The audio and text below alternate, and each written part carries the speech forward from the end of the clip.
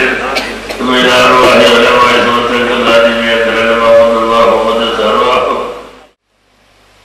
بسم الله الرحمن الرحيم.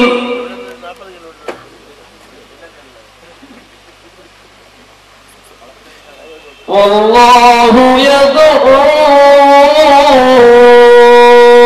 إلى دار السلام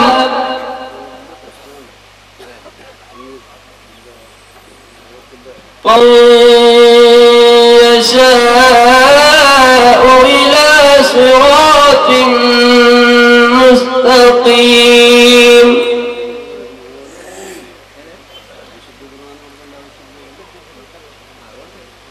للذين أحسنوا الحسنى وزيادة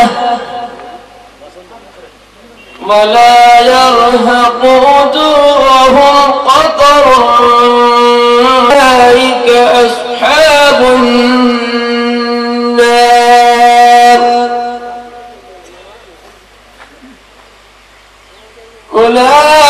أولئك ثم نقول للذين أشركوا مكانكم أنتم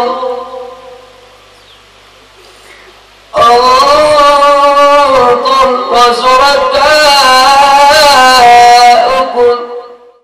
നമുക്കെല്ലാം സുപരിചിതനും കർണാടക സംസ്ഥാനത്തിൽ നമുക്ക് താങ്ങും തണലുമായ നമുക്ക് സമസ്തക്ക് വേണ്ടി നേതൃത്വം നമുക്കെല്ലാം നേതൃത്വം നൽകിക്കൊണ്ടിരിക്കുന്ന മുഷാവറാംഗം നമ്മുടെ എല്ലാം ഉസ്താദ് ബഹുമാനപ്പെട്ട ശൈഖുന അബ്ദുൽ ജബ്ബാർ ഉസ്താദ് അവരുകളാണ് ഈ യോഗത്തിൽ അധ്യക്ഷം വഹിക്കുന്നത്.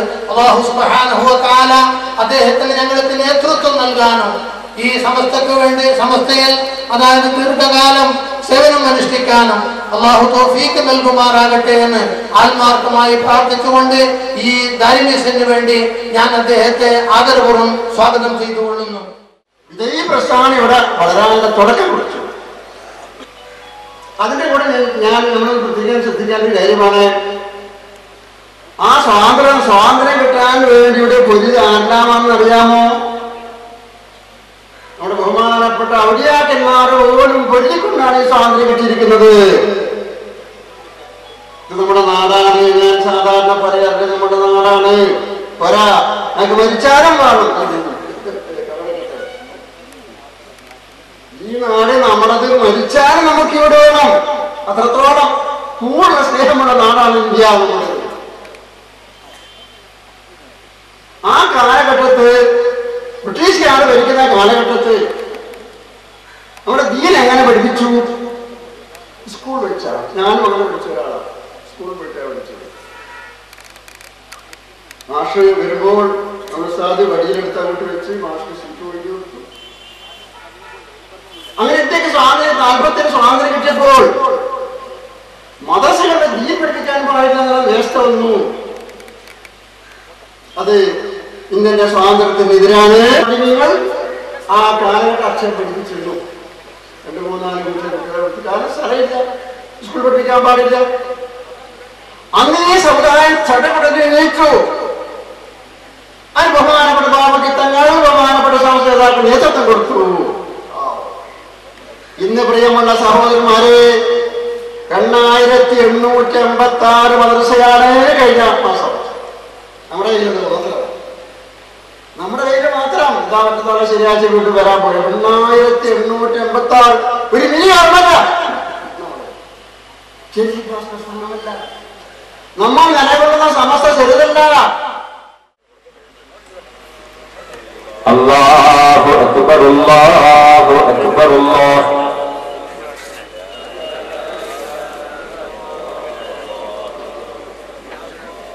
ಈ ಸಮ್ಮೇಳನ ವಿಶೇಷಂಗ ಇಲ್ಲಿ ಎಲ್ಲ ಆಸಕ್ತರು ಪಡ್ಕೊಳ್ಳಬಹುದು. ಧನ್ಯವಾದಗಳು. ಮುಂದೆ ಪ್ರಸ್ತಾವಿಕ ಭಾಷಣ, ಅದಕ್ಕಾಗಿ ಸುನ್ನಿ ಯುವ ಶಕ್ತಿಯ ರಾಜ್ಯದ ಕೇಂದ್ರ ಬಿಂದು AGSP ಮೊಹಮ್ಮದ್ ದಾರಿಮಿ ಇವರಲ್ಲಿ ಕೇಳ್ಕೊತಾ ಇದ್ದೇವೆ. സമസ്തയിൽ പണ്ഡിതന്മാരില്ല എന്ന് നാടിനീളെ കുപ്രചാരണങ്ങൾ നടത്തിക്കൊണ്ടിരിക്കുന്ന വിഘടിത സമൂഹത്തിന്റെ ഉത്തരമെന്നോണം ഇതാ സ്റ്റേജിൽ നിലനിൽക്കുന്ന പണ്ഡിത സമൂഹം, ആ പണ്ഡിത സമൂഹത്തെ സാക്ഷി നിർത്തിക്കൊണ്ട് ഈ സന്ദർഭത്തിൽ ഇവിടെയുള്ള വിഘടിത പ്രവർത്തകന്മാരാരെങ്കിലും ഉണ്ടെങ്കിൽ സഹോദരന്മാരെ, അവർക്കൊരു ഈ സന്ദർഭത്തിൽ ഒരു ഉപദേശം എന്ന നിലക്ക് സമസ്തയുടെ പാത അത് പരമ്പരയുടെ പാതയാണ്. പരമ്പരയുടെ പാത അത് സമസ്തയുടെ പാതയാണ്. ഇവിടെ ആര് എന്ത് പ്രവർത്തിച്ചാലും സമസ്തക്കെതിരെയുള്ള പ്രവർത്തനങ്ങൾ, സുന്നിയുടെ പേരിലുള്ള പ്രവർത്തനങ്ങൾ അത് അസ്ഥാനത്താണെന്ന് ഒരിക്കൽ കൂടി ഈ സദസ്സ് വിളിച്ചിറക്കിയിരിക്കുകയാണ്. സഹോദരന്മാരെ, നമുക്ക് ഒരു സന്ദർഭത്തിൽ പ്രതിസന്ധികൾ ഉണ്ടായിരുന്നു. സമസ്തയുടെ സമ്മേളനങ്ങൾ നടത്തിയാൽ അവിടെ ആളുകൾ കൂടാത്ത ഒരു സന്ദർഭം ഇവിടെ ഉണ്ടായിരുന്നു കഴിഞ്ഞ ചില വർഷങ്ങൾക്കിടയിൽ.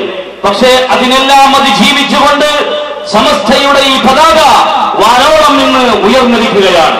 DKP ഉസ്താദ് പറഞ്ഞതുപോലെ സമസ്ത എന്നുള്ളത് ചെറിയൊരു സംഘടനയല്ല. ഇന്ന് അത് പടർന്ന് പന്തലിച്ചുകൊണ്ട് സമസ്തക്കെതിരിൽ കൊഞ്ഞണം കാട്ടുന്നവരുടെ എല്ലാ പ്രവർത്തനങ്ങളെയും ഇന്ന് നിഷ്ഫലമാക്കിക്കൊണ്ട് അവർക്ക് തത്വത്തിൽ അടിസ്ഥാനമില്ലെന്ന് മനസ്സിലാക്കിക്കൊണ്ട് ജനസമൂഹം അവരെ തള്ളിക്കളഞ്ഞിരിക്കുകയാണ്. ഇവിടെ ഞാനൊരു ഉദാഹരണം പറയുകയാണ്. ഇവിടെ ഇന്ത്യയിൽ പ്രവർത്തിച്ചുകൊണ്ടിരിക്കുന്ന രാഷ്ട്രീയ പാർട്ടികൾ ഏതുപോലെ JDU എന്ന് പറയുന്ന ഉത്തരേന്ത്യയിൽ പ്രവർത്തിച്ചുകൊണ്ടിരിക്കുന്ന, ബീഹാറിൽ പ്രവർത്തിച്ചുകൊണ്ടിരിക്കുന്ന JDU ഏതുപോലെ ലല്ലു പ്രസാദ് അതിന്റെ ജീവാത്മാവും പരമാത്മാവുമാണോ?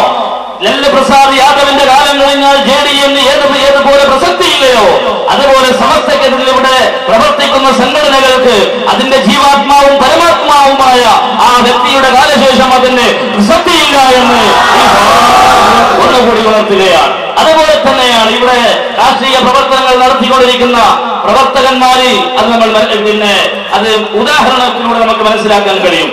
സമാജ്വാദി പാർട്ടിയാകട്ടെ അല്ലെങ്കിൽ ദേവേഗൌഡയുടെ പാർട്ടിയാകട്ടെ, വ്യക്തിയുടെ പേരിൽ ഉയർത്തപ്പെട്ടതായിരിക്കുന്ന സംഘടനകൾക്ക് ഈ ലോകത്തിൽ പ്രസക്തിയില്ല എന്ന് ഒന്നുകൂടി ഈ സന്ദർഭത്തിൽ നമ്മൾ മനസ്സിലാക്കേണ്ടതാണ്. സഹോദരന്മാരെ, KC റോഡ് എന്ന് പറയുന്ന ഈ സ്ഥലം, ഈ പ്രദേശം നമുക്ക് ചില സന്ദർഭത്തിൽ ഈ പ്രദേശത്തിലുള്ള മർമ്മപ്രധാനമാകുന്ന മദ്രസ സമസ്തയ്ക്ക് വേണ്ടി സമസ്തയുടെ അടിസ്ഥാനത്തിൽ പ്രവർത്തിച്ചിരുന്ന മദ്രസയായിരുന്നു. പക്ഷേ നമുക്ക് വളരെയധികം ദുഃഖമുണ്ട്.